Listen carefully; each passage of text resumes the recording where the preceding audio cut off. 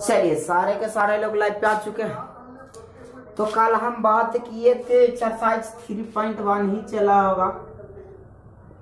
चला question number 28 तक हो चुका था, आज 29 से पढ़ेंगे। कोई दिक्कत नहीं ना।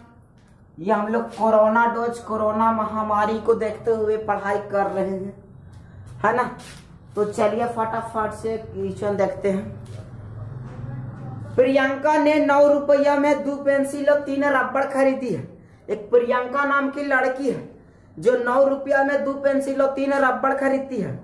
मौसम ने 5 रुपया में 1 पेंसिल और 2 रबड़ खरीदी। तो पेंसिल और रबड़ की कीमत कुछ नहीं करना है सर, कुछ नहीं करना है। माना कि पेंसिल की कीमत 1 रुपया,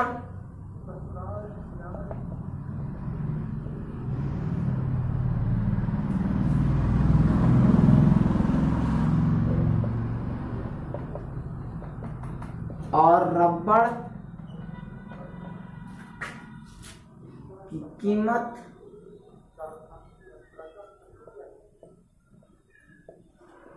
y रुपया है। जब हम प्रश्न से चलेंगे तो प्रियंका कुमारी कौची कौची खरीदी थी भैया। तो प्रियंका कुमारी 2 पेंसिल और 3 रबड़ तक 2x + 3y बराबर 9 रुपया में खरीदी थी, ठीक है।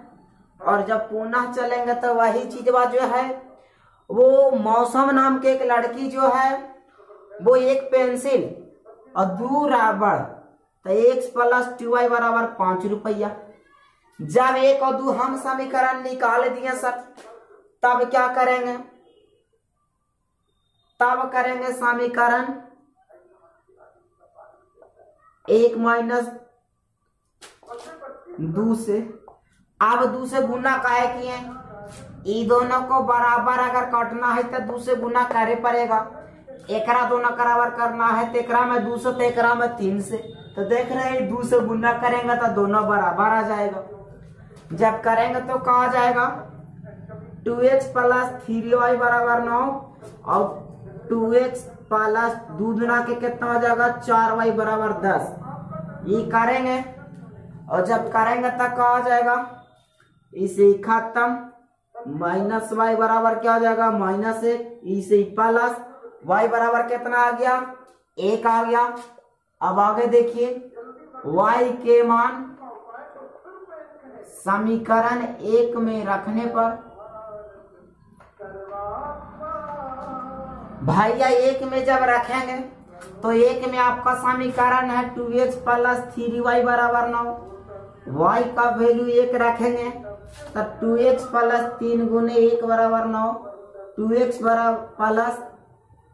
3 बराबर 9, 2x बराबर 9 - 3, 2x बराबर 6, यानी कि x बराबर कितना आ गया भैया, तो x बराबर 3 आ गया।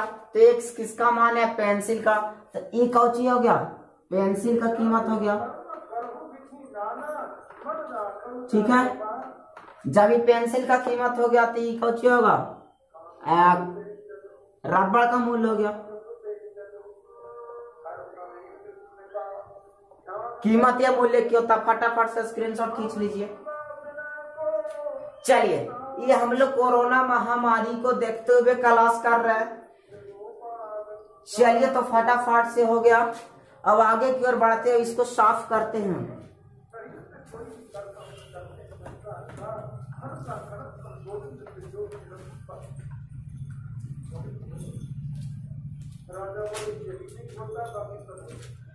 चलिए जब आगे बढ़ते हैं तो देखते हैं आपका एक्सरसाइज 3.1 खत्म हो गया। तो आप जो है एक्सरसाइज 3.2 में आ जाते हैं। एक्सरसाइज आज 3.2 में हम लोग पहुंच गए हैं। 2 में कुछ नहीं करता है, रैखिक समीकरण युग्मों को प्रतिस्थापन विधि से हल करना है। क्या करना है सर, प्रतिस्थापन विधि से हल करना है, विधि से हल करना है। यह हल करें, कुछ नहीं, समीकरण आपका दिया हुआ है 7x माइनस 15y और बराबर में दिया हुआ है 2 फर्स्ट समीकरण, और सेकंड समीकरण दिया हुआ x प्लस 2y बराबर 3। तो प्रतिस्थापन के मतलब होता है कि एकरा से एकरा में विस्थापित कर देना, है ना।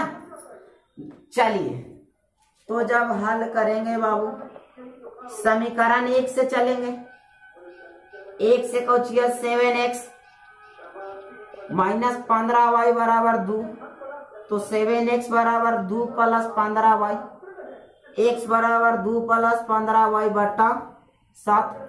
अब जो है क्या करेंगे बाबू, अब यहाँ पर ही लिखना पड़ेगा x के मान समीकरण 2 में रखने पर। देखिए बाबू 2 में समीकरण में हम रख देते हैं x प्लस 2y बराबर 3। चलिए, तो x के बराबर हमको रखना कितना, 2 प्लस 15y बटा 7 और प्लस में 2y और बटा में 1 बराबर 3। एलसीएम लीजिएगा तो 2 प्लस 15y प्लस 14y बटा में 7 और बराबर में 3 कीजिएगा तो 2 प्लस 15y और 14y कितना हो गया, 29y। कितना हो गया, 29y। और जब हमारा ये 29y हो गया तो ये वाला करेंगे तो कितना आ जाएगा, 21 आ जाएगा। और जब 21 आ गया बाबू तो घटा भी देंगे तो 29y बराबर कितना आ जाएगा, 21 माइनस 2, 29y बराबर 19, y बराबर 19 बटा 29। अब देखिए बाबू क्या करना है, ये हम लोग कोरोना डोज में पढ़ रहे हैं ना, तो y का वैल्यू जब हमारा निकल गया तो y के मान अब समीकरण 1 में रख देते हैं। यहाँ पर ही हम फिर से जगह बना लेते हैं। y के मान समीकरण 1 में रखने पर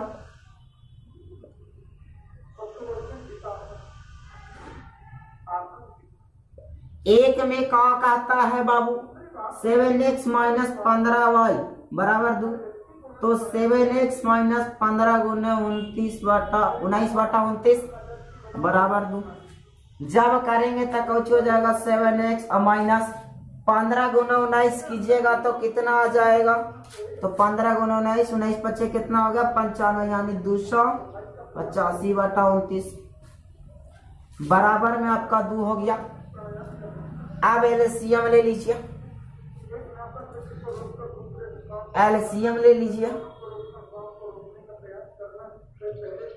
चलिए, जब एलसीएम यहाँ से 7x निकालेंगे तो ई वाला प्लस में चल जाएगा, तो 85 और 2 कितना हो जाएगा बाबू, ई वाला नीचे 29 आ जाएगा, तो 29 दूना कितना हो गया बाबू, 58 हो गया।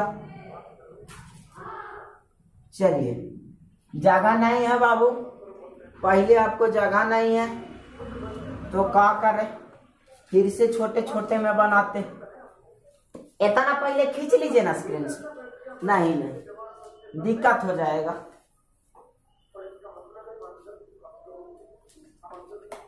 फिर से बना देते हैं, जगह कम गया बाबू, कुछ नहीं करना है। समीकरण आपका दिया हुआ है 7x माइनस और दिया हुआ है x प्लस 2y बराबर 3। तो चलेंगे बाबू समीकरण 1 से। 1 से आपका क्या कहता है, 7x माइनस 15y बराबर 2। 7x निकालेंगे तो 2 प्लस 15y, x निकालेंगे तो 2 प्लस 15y बटा आपका कितना हो जाएगा, 7 हो जाएगा। x के मान समीकरण 2 में रखने पर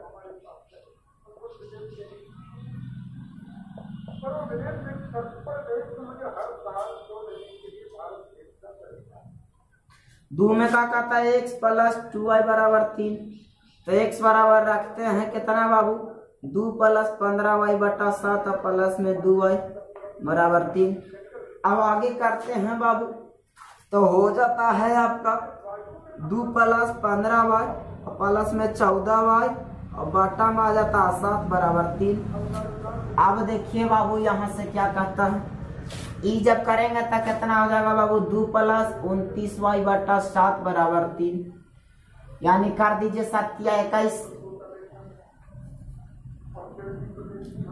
2 प्लस क्या हो गया 29y बराबर में क्या हो गया 21, 29y बराबर 21 माइनस 2, 29y बराबर 19, y बराबर 19 बटा 29, y के मान समीकरण 1 में रखने पर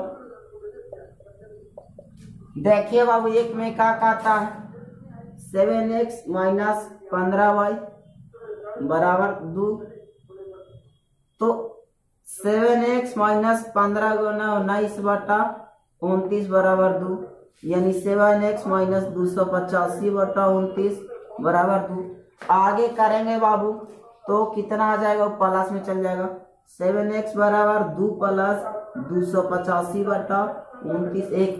अब यहाँ के बाद क्या करना है बाबू, कुछ नहीं, एलसीएम ले लेंगे यहाँ के बाद, तो 7x बराबर क्या हो जाएगा बाबू, एलसीएम तो हो जाएगा आपका 29, क्या हो जाएगा आगे बाबू 29 दूना 58 प्लस में 285 बाबू, 7x बराबर हो जाएगा कितना 8, चलिए 8 5 13 के 3 हो गया बाबू, ठीक है, 5 8 13 1 14 के 4 हो गया बाबू, है ना, कितना हो जाएगा बाबू, चलिए 285 और 58 जोड़ दीजिए, 13 के 3 8 5 13 14 के 4 343 हो गया बाबू। और जब 343 बटा 29 हो गया तब काट दीजिए, 7 से काटेंगे तो कितना बार में आ जाएगा, तो 7 चंक 28 बार में आ गया, बच गया 6, 7 63, यानी x बराबर 49 बटा 29, और आपका y बराबर रहा बाबू यहाँ पे आंसर, 2 आंसर आ गए। फटाफट से स्क्रीनशॉट खींच लीजिए, इसी को ऐसा प्रतिस्थापित कर लेना है। तो आपको इसमें है वो 4 सवाले हैं जो हमें कौन बता दे रहे हैं, पॉइंट वाला, ठीक ना, चौथा सवाल ये था आपका पहला सवाल। चलिए इसके बाद मैं चौथा बना रहा हूँ, आपको बाकी में बनाना है बाबू, और जो नहीं बनेगा वो पूछना भी है, ठीक है। चलिए स्क्रीनशॉट कर लेंगे तो मैं साफ करता हूँ।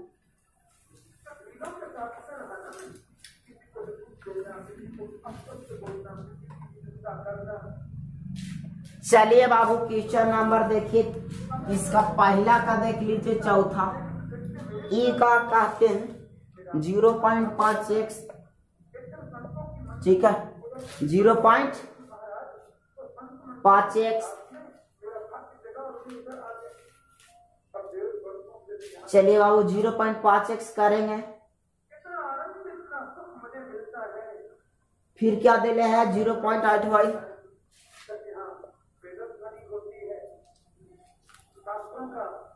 बराबर 3.4 दे ले है बाबू इक्वेशन 1, फिर का दे ले है बाबू 0.6x माइनस 0.3y बराबर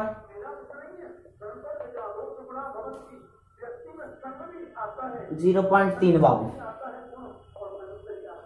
देखिए बाबू कुछ नहीं करना है आपको, क्या करना है, कुछ नहीं करना है,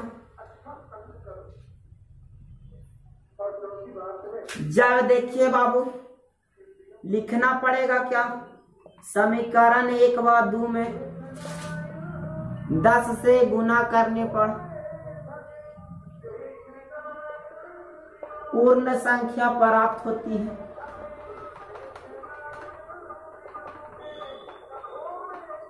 और जब पूर्ण संख्या प्राप्त होगा तो लिख सकते हैं सर 5x प्लस 8y बराबर 34 और 6x माइनस 3y बराबर 3। ये आपका 3 हो गया, ये आपका 4 हो गया बाबू। अब उसी तरह समीकरण 1 से चल देंगे सर, 5x प्लस 8y बराबर 34, यानी कि 5x बराबर 34 माइनस 8y, x बराबर 34 माइनस 8y बटा 5। चलिए बाबू, अब इसका एक्स के मान क्या करना है।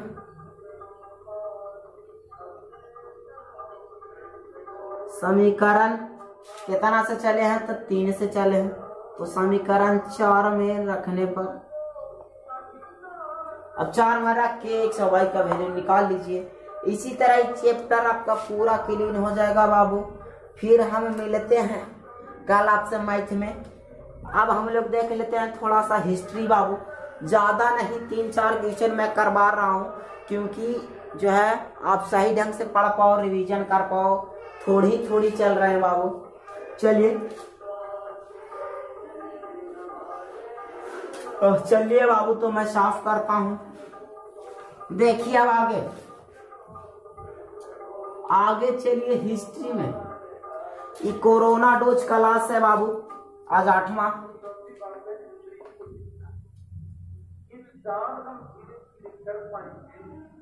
हिस्ट्री में आइए बाबू। हिस्ट्री में क्या पढ़ रहे थे बाबू हम लोग, जरा बताइएगा। किचन है का दूगो, है ना, जरा बताइए का दूगो क्वेश्चन बाबू कि हिस्ट्री में हम लोग क्या पढ़ रहे थे। हिस्ट्री में हम लोग पिछला बार पढ़े थे रावण टोलन का संक्षिप्त परिचय दे बाबू, है ना। चलिए, अब खूनी रविवार पढ़े थे।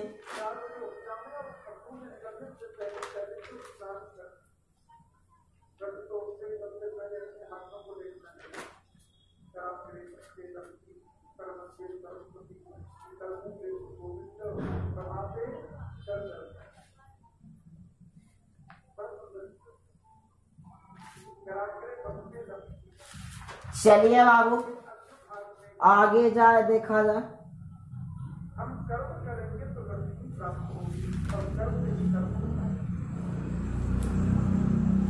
लिखिए बाबू, हिस्ट्री में आज हम लोग बात करते हैं कॉलोनी उपनिवेश या उपनिवेशवाद क्या है। लिखिए बाबू, उपनिवेशवाद क्या है। हिस्ट्री का पहला क्वेश्चन।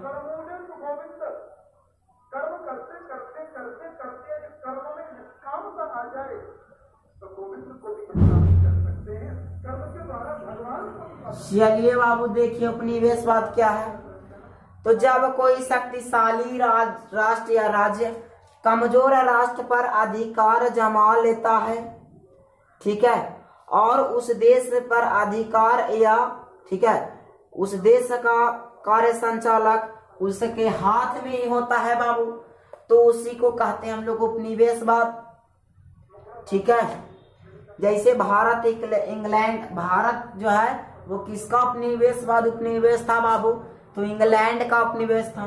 तो लिखिए कि जब कोई शक्तिशाली राज्य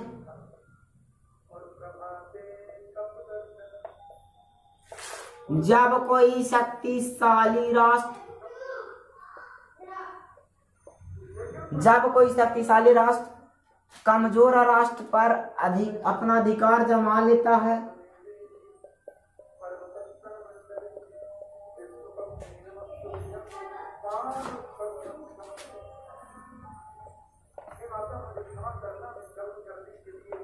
कमजोर राष्ट्र पर अपना अधिकार जमा लेता है, ठीक है, जब ये जमा लेता है बाबू, और उस देश के अधिकार या और उस देश के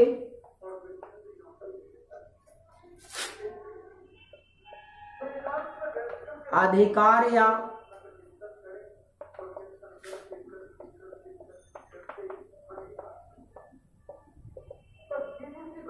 कार्य संचालन उसके हाथ में होता है,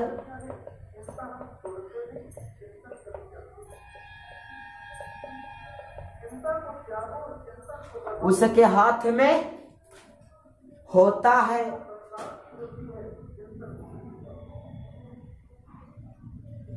तो ऐसी व्यवस्था को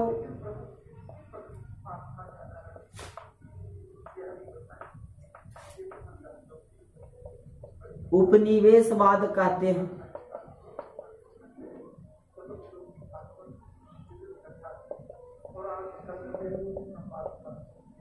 जैसे देख लीजिए बाबू कि भारत किसका उपनिवेश था।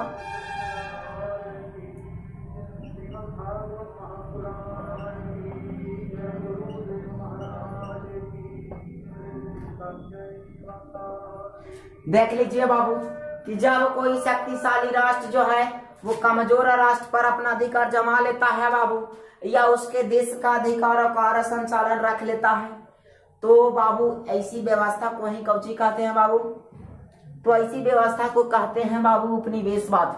जैसे भारत के कर उपनिवेश बना था बाबू, तो इंग्लैंड का बना था, है ना।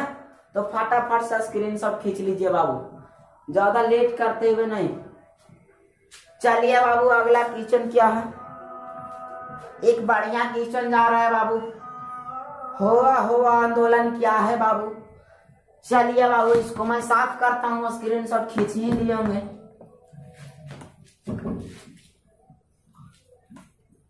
अगला क्वेश्चन लिखिएगा बाबू कि जो है हुआ आंदोलन क्या है।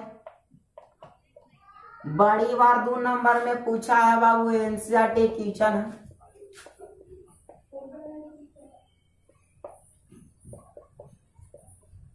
हुआ आंदोलन क्या है बाबू? तो हुआ आंदोलन जो है सन 1939 में आरंभ हुआ था बाबू। यह एक धार्मिक क्रांतिकारी आंदोलन था बाबू, जिसका नेतृत्व हुइन्स फूसो ने किया था। कौन किया था? हुइन्स फूसो ने किया था बाबू। चलिए बाबू तो लिखिए हुआ आंदोलन।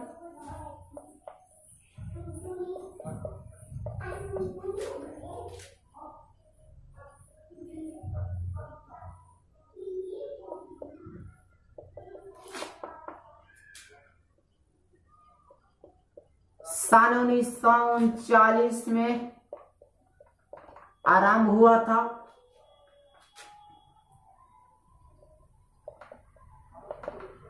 हुआ आंदोलन सन 1939 में आरंभ हुआ था।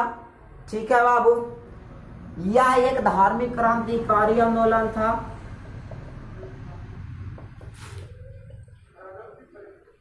यह एक कैसा आंदोलन था बाबू? ऑब्जेक्टिव में पूछेगा बाबू, तो यह एक धार्मिक क्रांतिकारी आंदोलन था बाबू। यह एक कैसा आंदोलन था बाबू? धार्मिक क्रांतिकारी आंदोलन था।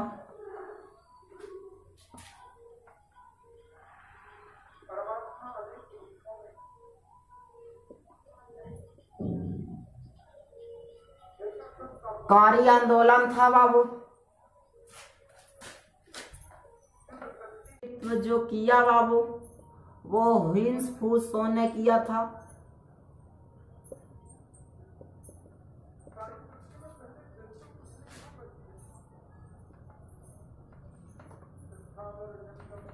चलिए बाबू फटाफट से इसको भी स्क्रीनशॉट खींच लीजिए बाबू, बड़ी बार पूछा गया है ये सवाल बाबू। चलिए अगला देखिए, एक और क्वेश्चन लिखिए बाबू, इसको स्क्रीनशॉट खींच लेंगे तब फटाफट से लिखिए आप। अगला सवाल लिखिएगा बाबू कि जो है हो ची मिन्ह का परिचय दे, या हो ची मिन्ह कौन था?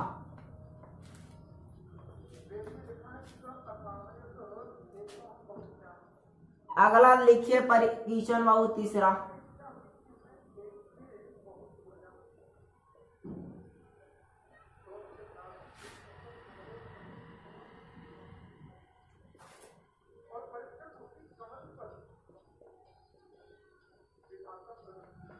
बात बराबर है बाबू, संक्षिप्त परिचय दे या कौन था?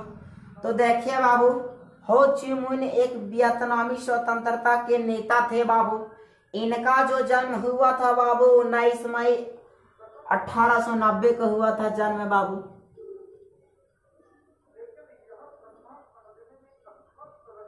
इनका जो जन्म हुआ 19 मई 1890 में हुआ बाबू। कहाँ हुआ था बाबू? तो वियतनाम के जो एक गरीब परिवार में हुआ था। कहाँ हुआ था बाबू? तो इनका जो जन्म हुआ था वो वियतनाम के गरीब परिवार में हुआ था बाबू। ठीक है, इन्होंने जो है पेरिस और मॉस्को में शिक्षा ग्रहण किया बाबू। ठीक है, उनका मानना था कि संघर्ष के बिना वियतनाम को आजादी नहीं मिलेगा बाबू।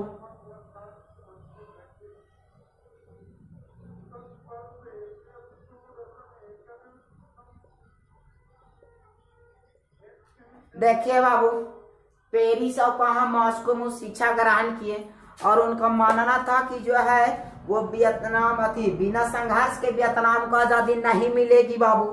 तो उन्होंने साम्यवाद से प्रेरित होकर 1925 ईस्वी में वियतनामी क्रांतिकारी दल का गठन किया। वियतनामी क्रांतिकारी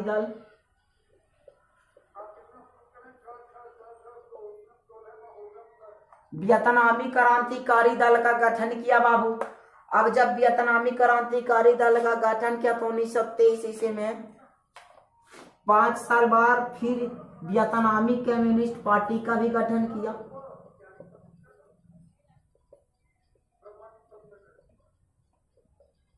देखिए बाबू, तो वियतनामी कम्युनिस्ट का पार्टी का गठन किया। ठीक है, अच्छा, पार्टी का नाम बदलकर क्या कर दिया बाबू?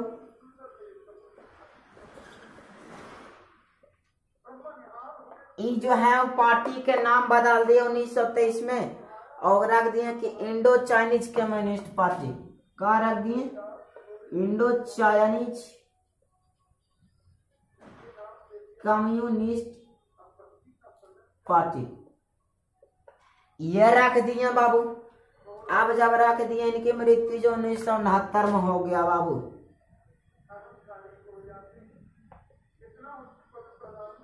जिस समय, ठीक है, 1969 में क्या हुआ, इनकी डेथ हो गई जिस समय राष्ट्रीय बैंकों का राष्ट्रीयकरण किया गया था। यहां से एक वो पॉइंट निकल गया बाबू। तो चलिए बाबू, ये जो है विस्तार से इनके बारे में हम लोगों ने जान लिया, तो कुछ पहचान भी और लिख भी लेते हैं। लिखिए बाबू फटाफट से कि हो ची मिन्ह वियतनामी स्वतंत्रता के नेता थे।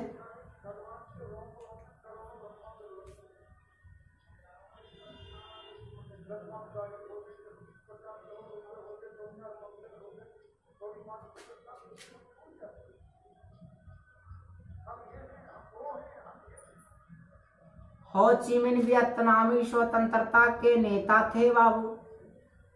ठीक है, उनका जन्म 19 मई 1890 को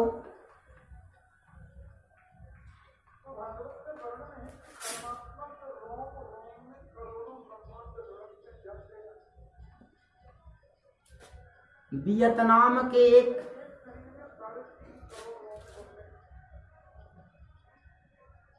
गरीब परिवार में हुआ था बाबू।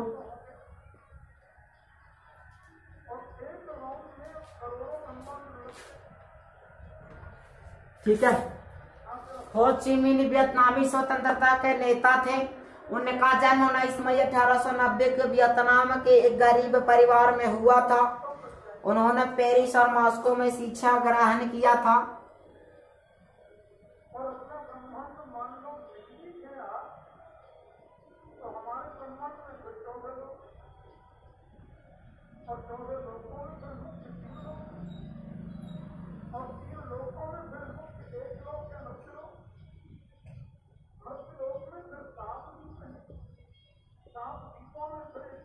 उन्होंने क्या किया था बाबू? पेरिस और मॉस्को में शिक्षा ग्रहण किया था। उनका मानना था कि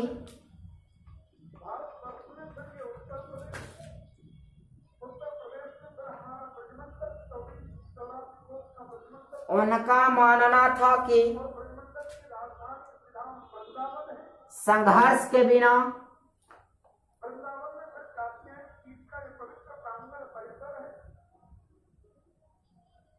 उनका मानना था बाबू कि संघर्ष के बिना वियतनाम को आजादी नहीं मिलेगी। क्या मानना था बाबू? संघर्ष के बिना वियतनाम को आजादी नहीं मिलेगी।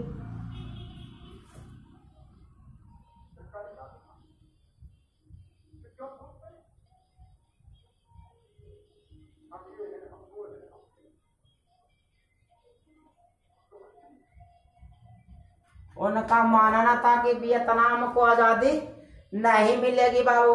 उन्होंने साम्यवाद से प्रेरित होकर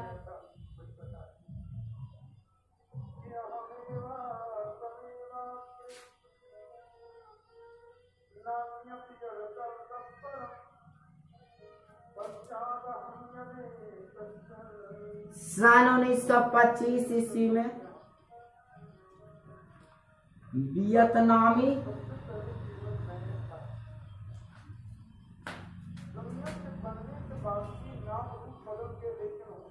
क्रांतिकारी दल का गठन किया बाबू।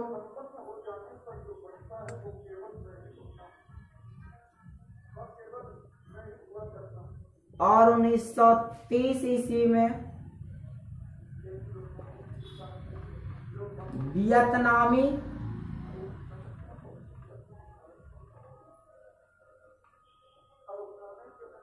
कम्युनिस्ट पार्टी का नाम बदलकर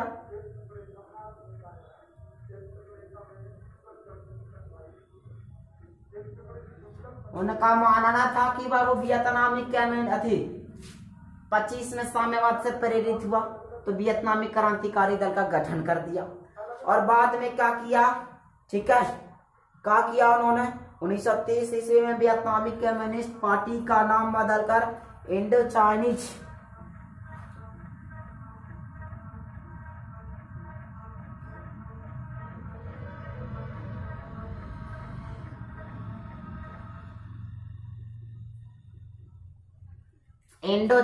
कम्युनिस्ट पार्टी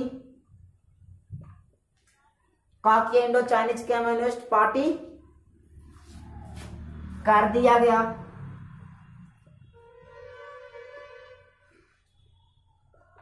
ठीक है, जब कर दिया गया इनकी मृत्यु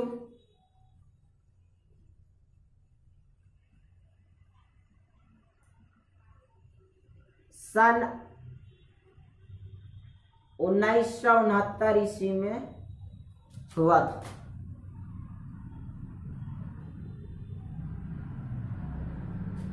चलिए बाबू, ये हो ची मिन्ह का संक्षिप्त परिचय है।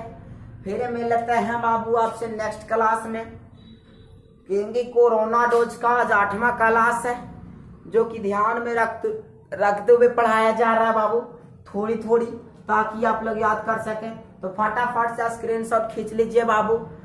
ओके बाय, फिर मिलते हैं बाबू नेक्स्ट क्लास में। चलिए स्क्रीनशॉट खींच लीजिए, आप लोग खींच ही लिए होंगे। चलिए बाबू, ठीक है।